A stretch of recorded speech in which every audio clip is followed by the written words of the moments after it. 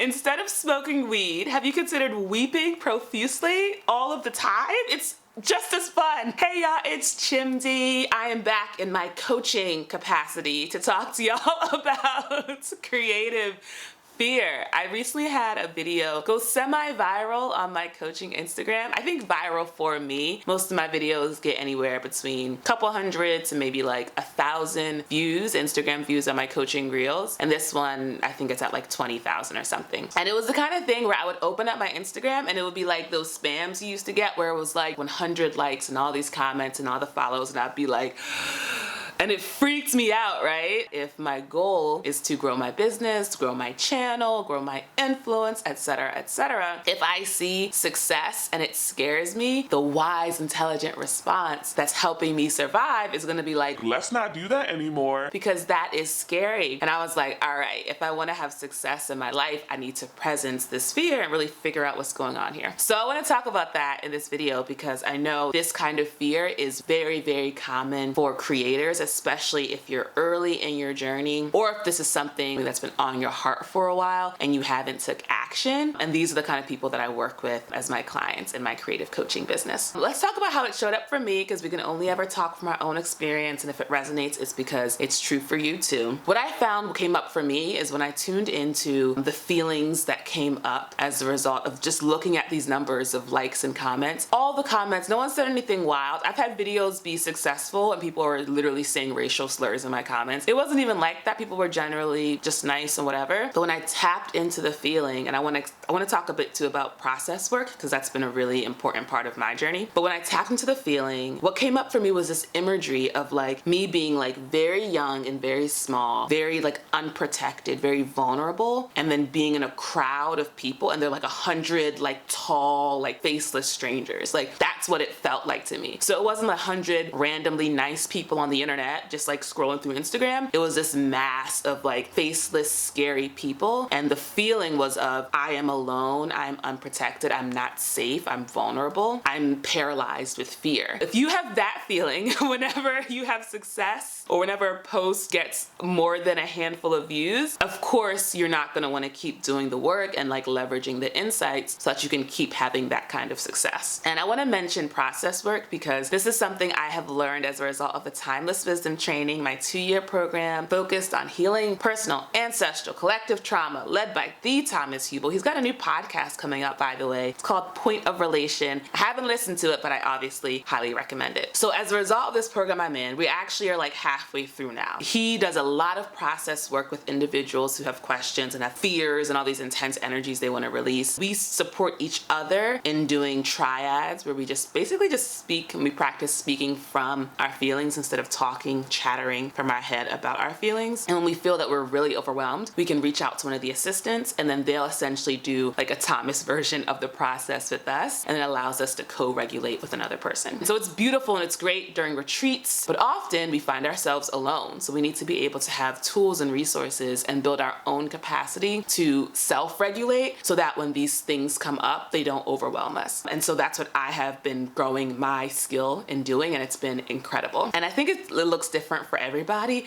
I think I have the gift of sight. So when I tap into some of these emotions, often imagery comes up and that really helps me really understand what's really going on. I tend to see these fears as fragmented parts of myself, usually much younger parts of myself. I'm able to actually talk to this younger version of myself as if it's a person. And when I do my process work, I also pull in the higher realms, all right? I pull in angels, I pull in Jesus, I will pull in Thomas, I'll pull in my friends. I'll like pull in a support system so that even though it is just me talking to myself, I'm surrounded by all these very loving, supportive energies. And so this young version of me feels very held and feels very comforted. In my experience, the thing is not to try to explain to my young self intellectually why she shouldn't be scared. It's not like, oh, you know those people on the internet are perfectly nice, or they're not gonna hurt you, whatever. It's not about trying to explain, here's why it's not logical for you to be scared in this moment. And it's the same way if a kid came up to you and they were really scared, you wouldn't be like, this is why your fear doesn't make any sense. Or maybe you would. Maybe that's your approach to parenting. And that is part of the journey, is that each of us have been raised by people with a variety of approaches to parenting, and then we have to deal with the consequences of whatever approach they took. But another way you could do it, and if you've had this experience, you know the difference and how it feels in your body. And you also probably had this experience if you've had really beautiful friends who've been able to hold space and presence and witness for you. Your friends, when they're going through it, and you, when you're going through it, and you tell someone, you don't want to hear the person automatically start rattling off reasons why you're wrong to feel that way, or trying to go into fix-it mode and start being like, okay, let's make a plan to solve this problem. You want someone who listens, and you want someone who understands, and you want someone who has compassion. The video that went viral on my Instagram is one where I joke about I joke about how I used to do a bunch of drugs to survive the jobs that I was not happy in. But now, I don't do that anymore. No, I don't do that anymore. Now I just weep. So instead of smoking weed, have you considered weeping profusely all of the time? It's just as fun. It's just as fun, I promise. So what I do instead of having drugs is I do the heart virtues. That's what the video's about. And I mentioned the 6 heart virtues: compassion, understanding, forgiveness, appreciation, valor, and then there's another one. And these are the virtues of love, and love is how you dispel fear. When you hear someone who's going through it, or when you're going through it, and when you're listening to your young self and you give them space to say what's going on, what's coming up for you. When you say things like, I'm so sorry that's happening. We're not excusing it, we're not justifying it, we're not trying to solve it. We're just recognizing that something bad is happening and we are sorry. And that's compassion. Compassion is also letting yourself feel what you are feeling. So instead of being like, oh, I shouldn't be feeling this way, it doesn't make any sense to feel this, that is not compassionate, because it's you denying yourself and it's you denying your own feelings. And by saying, I'm important enough that when I feel something, I should get to feel it, that's a huge, huge, huge way of rewriting these stories around your self-worth. And I think with creativity, self-worth is really important, because this is what have been dealing with lately. We don't have to do anything, you know? Like, the world is an abundant world. You could live in the forest and forage food and be near a stream. You don't actually need anything. Everything that we want are just little, like, nice little treats, you know? Like, watching a YouTube video is a nice little treat. Watching a great movie, what a treat. To do something that isn't necessary, to do something just because it's a passion and it's on your heart, means you think, okay, even though it's not needed in the sense of food, shelter, you know, water, it's not meeting one of those sort of base human needs, I think it's important that my emotional needs and my spiritual needs are also being met. And if you've had an experience in your life, if you've had a childhood where you repeatedly were told, either through, like, verbally told, know how you feel and what you think doesn't matter, be quiet, or you were told through actions that how you felt wasn't important or wasn't as important as someone else's feelings, you might have internalized that idea. And so when it comes to creating something for the sake of it, because you just think people will like it, because you like it, this voice will come up saying, no, you shouldn't do that. That's a waste of time. No one's gonna care. No one's gonna watch. And then instead of creating something that'll bring a lot of light into the world, you paralyze, you get scared, and you say, you know what, never mind, and you stay small, and the world is worse off for it. And so as a creative coach, I believe my mission is a spiritual mission, because I believe the world is genuinely brighter when we each show up in our full light and our full potential. And so when you're able to do a small thing, and I say small, but it's very foundational, but when you're able to do this foundational, simple, I guess, step of saying, oh wait, I feel something and how I feel matters, so I'm gonna stop what I'm doing and I'm gonna listen to myself, that is really important to rewriting that idea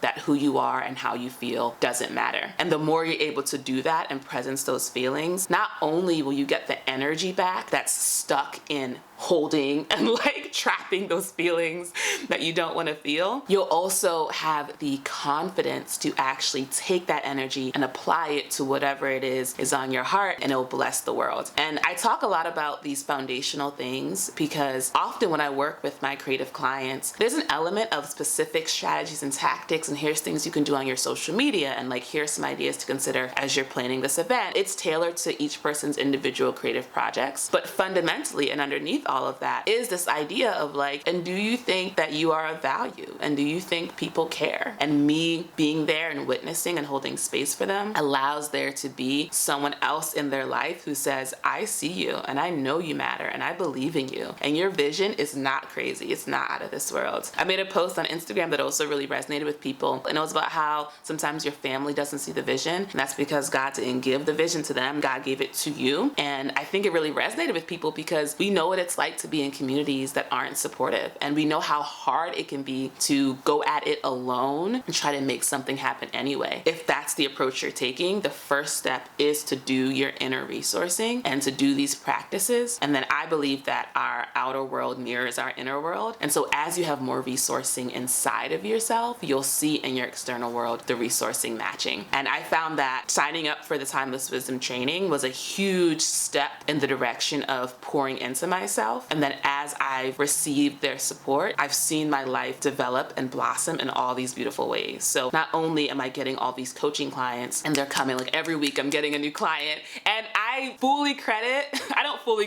definitely credit my business coach because she's awesome and I've gotten so much support from her. But I know that there's no one individual person who's responsible for your success. I believe all our success comes from God anyway. And all of these things you do, all of these different practices, all support your success. So I know asking for help and receiving it has been huge. Being able to ask for help in the first place from my business coach was huge. Being able to build communities and build practices that support me in my healing, huge. Being able to live here with my sister rent free. That's a perfect example, I think, of receiving help. If you want to receive help, a big thing you'll have to do is be willing to feel the feelings that came with not receiving help when you really needed it when you were younger. Sadness is huge. Anger, frustration is huge. And of course, fear. Like when you need help, it's because something's going wrong and you need support. And to be in that state and to not get it is really terrifying. And that kind of terror can feel really existential, especially if you're young when it happened. So it may feel like it's a better and smarter choice. And if it is, then you want to honor that, to not feel that and to be like, you know what, that's actually too much for me. But to just be aware and just presence, like, oh, I'm choosing to not feel this thing, is itself a beautiful, great step. This is something Thomas Hubel talks about. It's not about forcing yourself to feel something where you feel absence or frozenness instead. You recognize like, oh, I don't feel this thing. Oh, I feel absent about this thing. And just that level of conscious awareness, so you're not all the way in the frozenness and the absence, but you have one step up of like, oh, I notice I don't feel anything. Just that will give you enough space for things to shift and for new things to come online. If you aren't ready to feel those feelings of the fear and the sadness and the grief of being someone who was vulnerable and needed help and didn't get it, you won't necessarily make progress when it comes to being an adult because you need to be able to release that energy that's being spent. And essentially you're still kind of frozen in that moment. So life will keep giving you opportunities that mirror that experience because life wants you to feel that so you can let it go. And I was feeling into why I'm back here in Maryland. I lived here in Maryland 2021 and I was like, why am I back here in Maryland? Like, what energy do I have to enzo out? And I realized it was being able to comfortably rest in being supported. I have been so used to, I'm gonna do this all on my own. I'm gonna figure this all out by myself. And it's exhausting. It's really exhausting to do that. And the control we think that gives is an illusion. And so to instead be able to rest and like, oh, I can let someone else take care of the rent. What a blessing. Like, it's incredible. Ooh.